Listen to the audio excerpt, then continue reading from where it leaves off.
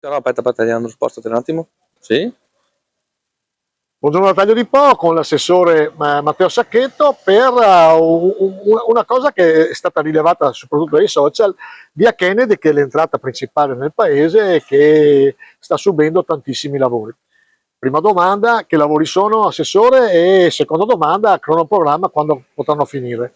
Certo. I lavori effettivamente sono lavori che hanno ormai occupato un bel po' di tempo, però sono necessari. Sono lavori per sostituire tutte le tubazioni dell'acqua ormai usurate e anche, soprattutto, le tubazioni del gas. E infatti è 2i Rete Gas che ha eseguito la maggior parte dei lavori e parte di Acque Venete. Sono tutti sottoservizi che sono ovviamente necessari e ai quali non si può non farli eseguire. Le ditte incaricate sono ditte demandate appunto da questi due enti, che ripeto essere 2i Rete Gas e Acque Venete, e sono lavori che comunque avranno un termine, quantomeno mi dice l'ufficio lavori pubblici, entro Natale finiranno. Poi ci sarà bisogno dell'assestamento dello stabilizzato e di un piccolo velo di bitume che serve a tamponare lo scavo, per arrivare finalmente in primavera, quando verrà riasfaltata completamente via Kennedy. Ecco, quindi sarà l'asfaltatura di circa 1 chilometro, anzi 1,20 km, dove è 1,2 km. Dalla rotonda al semaforo. La rotonda del semaforo, quindi importante come.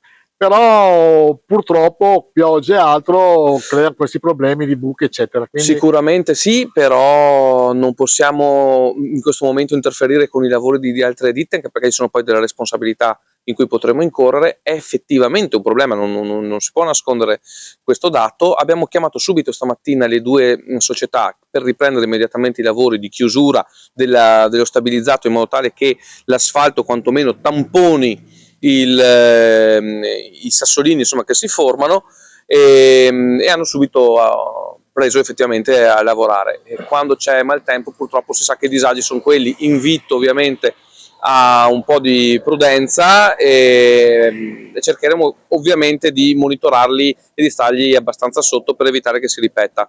ecco, in ogni caso, prima dell'asfaltatura totale sarà tamponato col bitume di tamponamento, diciamo, e quindi si eviterà probabilmente il problema delle buche che stanno creando anche danni alle auto, eccetera. Assolutamente sì, ed è lì proprio il problema, è il fatto che non mancava il bitume sopra lo stabilizzato.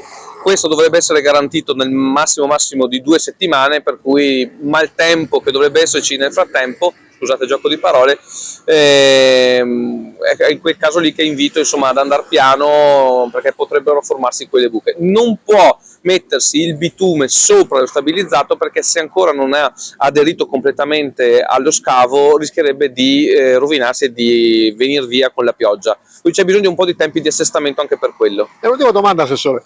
Alla fine di tutti i lavori avremo una rete idrica migliore e una rete del gas migliore, cioè cos'è che Esatto, fondamentalmente. rete idrica nuova, con nuova tecnologia ovviamente della tubazione, nuova rete del gas con una pressione, anche per quanto riguarda ovviamente la rete idrica, maggiore. Quindi dovremmo evitare tutte quelle perdite di pressione, calo di potenza, parlo probabilmente per il gas, che ci sono in questi giorni.